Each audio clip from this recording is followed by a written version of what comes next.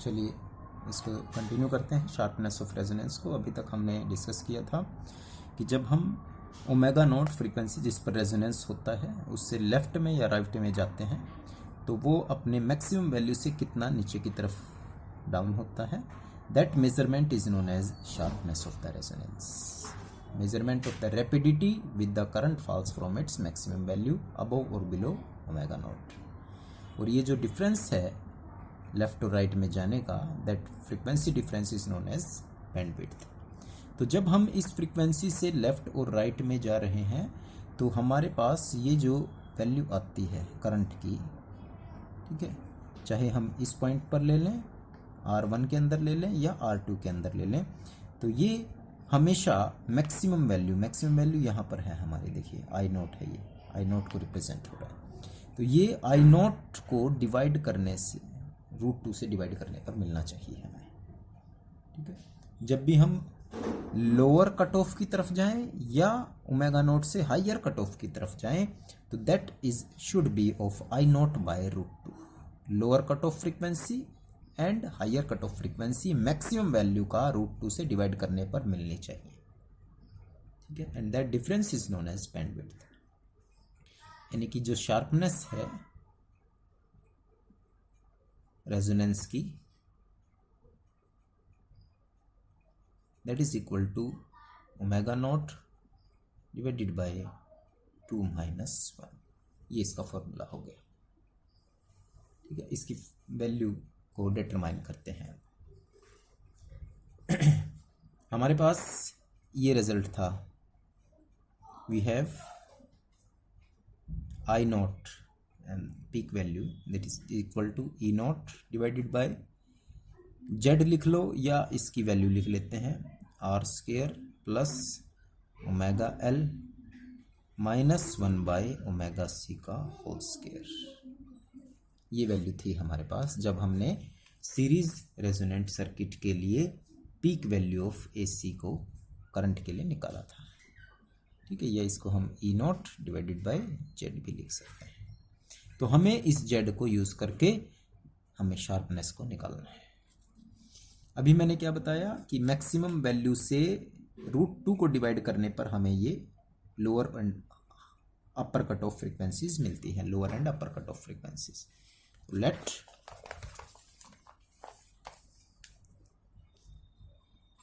The current falls to I naught divided by √2, और ये हमेशा RMS में लेना है। When angular frequency is omega, जब एंगुलर फ्रीक्वेंसी कितनी है, ओमेगा है, ठीक है। करंट अपनी मैक्सिमम वैल्यू का कितना फॉल हो गया है, आई नॉट बाय √2। तो जब आई नॉट बाय √2 हो गया तो हम I nought by √2 RMS this is equal to E not divided by Z. Z क्या था हमारे पास, R² plus omega L minus 1 by omega C whole square, ठीक है। बट आई नॉट मैक्सिमम कब होता है, जब E nought is divided by R हो जाए, ये दोनों इक्वल हो जाते हैं। तो ये ई नॉट बाय क्या हो जाएगा, R। और जब ये ई नॉट बाय R हो जाएगा तो इस आई नॉट को हटा दो, उसकी जगह ये रख देते हैं, E not divided by √2 as it is, R इसके साथ में आ गया। This is equal to E not divided by this value R² plus omega L minus 1 by omega C whole square, ठीक है। अब इसको कैंसल आउट कर दिया हमने और क्रॉस मल्टीप्लाई भी कर लिया, ठीक है। क्रॉस मल्टीप्लाई करेंगे और स्केयरिंग बोथ साइड कर सकते हैं आप एक तरीके से। ये है, जैसे ही इसको स्केयर करेंगे तो ये स्केयर रूट स्केयर से कैंसिल हो जाएगा, इसका स्केयर रूट स्केयर से कैंसिल हो जाएगा, तो ये बचेगा हमारे पास 2 और ये हो जाएगा R का square. Now this is equal to, ये भी ऊपर चला गया, R² plus omega L minus 1 by omega C का होल स्केयर। क्रॉस मल्टीप्लाई करके हमने क्या करा, स्केयरिंग बोथ साइड कर दिया है, ठीक है। सोल्व करते हैं इसको। एक आर से एक आर कैंसिल हो गया, तो वैल्यू क्या बची, ओमेगा एल माइनस 1/ओमेगा सी का होल स्क्वायर, और 2r में से 1r माइनस हो गई, दैट इज r स्क्वायर, और ओमेगा एल माइनस 1/ओमेगा C, this is equal to plus minus r square को हटा दिया हमने, ठीक है। And we know that omega 2 greater है ओमेगा 1 से, लार्जर फ्रीक्वेंसी है ओमेगा 2, और यदि ऐसा है, ठीक है, if omega 2 is greater than omega 1, तो एक बार ओमेगा 2 पुट कर दो इसमें इक्वेशन में, एक बार ओमेगा 1, तो ओमेगा 2 एल माइनस 1/ओमेगा 2 C, this is equal to plus R, ठीक है, और ओमेगा 1 एल माइनस 1/ओमेगा 1 C, this is equal to minus R. अगर हम इसको ये लेकर के चल रहे हैं तो प्लस की वैल्यू ओमेगा 2 के साथ आएगी क्योंकि ये बड़ा है, और 1 की वैल्यू माइनस के साथ आ जाएगी। अब इनको 1 और 2 का नाम दे देते हैं, ऐड कर देते हैं एक बार इक्वेशंस को, एडिंग 1 एंड 2। जैसे ही इसको ऐड करेंगे तो एल कॉमन आ गया यहाँ से, और अंदर आ गया ओमेगा 1 प्लस ओमेगा 2, ठीक है। यहाँ से क्या कॉमन आ गया, माइनस के 1/c, अंदर क्या रह गया, ओमेगा 2 प्लस ओमेगा 1, और प्लस में ये दोनों कैंसिल हो गए, दिस इज इक्वल टू 0। तो यहाँ से ओमेगा 1 प्लस ओमेगा 2 इंटू में L, this is equal to, इसका एलसीएम ले लेते हैं, उधर ले गए इसको साथ में, माइनस था ये इधर, ठीक है, उधर चला गया, और एलसीएम भी ले लिया हमने, omega 1 omega 2 omega 1 plus omega 2 और 1 में सी, ठीक है। हमने इसको निकालना है, इस रिजल्ट को, तो ये ऊपर चला गया और ये इसके नीचे आ गया, ओमेगा 2 और omega 1, this is equal to, C भी यहीं रखो, मल्टीप्लाई में सिर्फ मल्टीप्लाई यहाँ ले गए हैं, तो 1/c, ठीक है, omega 1 plus omega 2 divided by omega 1 plus omega 2, ये नीचे आ गया और कैंसिल हो गया। सो वैल्यू आ गई किसकी, omega 1 into omega 2, this is equal to 1/, L इसके साथ में था, एल इंटू में सी, ये आ गया इक्वेशन नंबर 3, ठीक है। सॉल्व कर लेना आप इसको, इजीली हो जाएगा। अब एक बार इन दोनों को क्या करते हैं, माइनस, ठीक है, 2 को माइनस कर दो 1 में से, सब्ट्रैक्टिंग,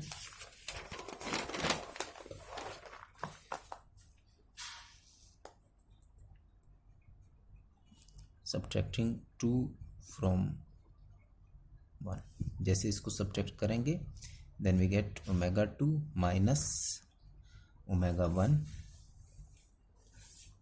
इंटू में L plus 1/c, omega 2 minus omega 1, LCM भी ले लिया, omega 1 into omega 2, and this is equal to 2r, ठीक है, सब्ट्रैक्ट कर दिया, ओमेगा 2 माइनस ओमेगा 1 इंटू में एल, आप चाहें तो इसको कॉमन ले सकते हैं, दोनों में से कॉमन लेंगे तो यहाँ पर सिर्फ एल बचेगा, प्लस 1/c, और नीचे omega 1 omega 2, and this is equal to 2r, ठीक है। और हमारे पास पिछली इक्वेशन जो हमने फाइंड आउट करी थी, उसमें ओमेगा 1 इंटू ओमेगा 2 की वैल्यू थी 1/, की, ठीक है, और ओमेगा 1 इंटू ओमेगा 2 की वैल्यू हमारे पास 1/LC में थी, ओमेगा 2 माइनस ओमेगा 1, ये as it is, L as it is 1/c, और ये वैल्यू हो गई हमारी इंटू में एल सी के बराबर, this is equal to 2r। कैसे लिखा है ये, क्योंकि ओमेगा 1 ओमेगा 2 हमने 1/LC फाइंड आउट करा था पीछे लास्ट में, तो यहाँ हमने उसकी जगह LC पुट कर दिया, C से C कैंसिल आउट हो गया, तो omega 1 plus minus omega omega 2 minus omega 1, ठीक है, ये कितना हो गया इंटू में 2L ऊपर चला गया, this is equal to 2R। तो ओमेगा 2 माइनस ओमेगा 1 डिफरेंस ही तो निकालना है हमने, 2R अपॉन में 2L, L से सॉरी 2 से 2 कैंसिल हो गया, और ओमेगा 2 माइनस ओमेगा 1 की वैल्यू कितनी आ गई, R/L, and that is known as your bandwidth, that is called bandwidth difference, the ratio of higher to lower cut off frequency. ये हमारे पास वैल्यू आ गई, ठीक है। अब इसको देखते हैं कि ये शार्पनेस को कैसे मेजर कर रहा है। जो क्वालिटी फैक्टर था हमारे पास, जो लास्ट आर्टिकल हमने किया था, द क्यू फैक्टर और क्वालिटी फैक्टर इन सीरीज, सिर्फ सीरीज LCR के लिए क्या वैल्यू आई थी इसकी, Q this is equal to omega naught L upon में R, ये था, ये मिला हुआ था, ठीक है। अब यहाँ पर हमारे पास क्या है, R/L है, और यहाँ पर क्या है, L/R। तो रिवर्स वैल्यू करके यहाँ पुट कर दो, और Q this is equal to, ठीक है, क्यू की जगह L/R, ठीक है, L/R हमारे पास है, और L/R की जगह हमने R/L कर दिया, और उसका 1 अपॉन क्या कर दिया, ओमेगा नॉट, ओमेगा नॉट और इंटू में 1 L/R है ना ये, तो अब 1 अपॉन में वैल्यू कितनी आ गई इसकी, डेल ओमेगा,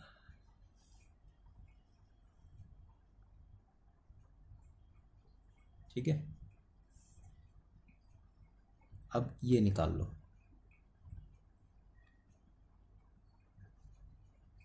ये ऊपर चला गया, ये नीचे आ गया, यानी omega nought divided by Q. आप यहाँ लिख सकते हैं कि R/L this is equal to del omega, या L/R this is equal to 1/डेल ओमेगा, रिवर्स में है तो रेसिप्रोकल। अब इसको ध्यान से देखो इक्वेशन को, इस इक्वेशन में ये है क्वालिटी फैक्टर, ठीक है, क्वालिटी फैक्टर रेसिप्रोकल में है किसके, बैंडविड्थ के। तो यहाँ से आप देख सकते हैं कि जितनी ज़्यादा क्वालिटी फैक्टर बड़ा होगा, जितना ज़्यादा क्वालिटी फैक्टर बड़ा होगा, उतना ही ज़्यादा उतना ही कम उसका क्या होगा, बैंडविड्थ होगा। Higher the value of Q, smaller will be bandwidth. और बैंडविड्थ का मतलब समझते हैं ना अभी, अब इस ग्राफ के अंदर ये वैल्यू है हमारे पास, ये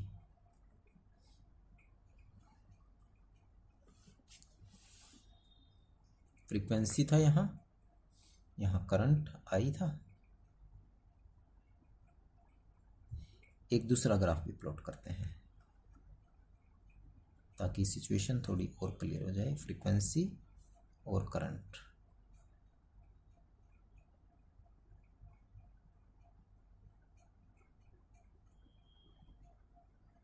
ये देखिए,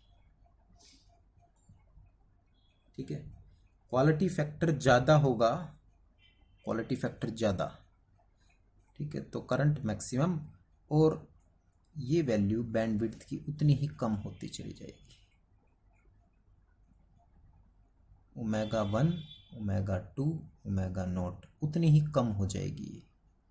लेकिन अगर ये ओमेगा नॉट है, क्वालिटी फैक्टर कम, तो शार्पनेस रेजोनेंस की कम हो जाएगी, और ये वैल्यू यहाँ तक चली जाएगी, this is omega 1, this is omega 2। तो डिफरेंस यहाँ पर ज़्यादा आ गया, जितना ज़्यादा होगा शार्पनेस उतनी ही कम होती चली जाएगी, और हमें चाहिए कि ये कम होना चाहिए, यानी कि बैंडविड्थ शुड बी लो, और बैंडविड्थ लो होने के लिए क्वालिटी फैक्टर ज़्यादा हो, क्वालिटी उसकी अच्छी हो, तभी रेजोनेंस अच्छे ढंग से मिलेगा हमें। तो in comparison to these two graphs, you can see quality factor of this graph is low, so bandwidth is high, sharpness of the resonance is low, ठीक है। smaller the value of quality factor,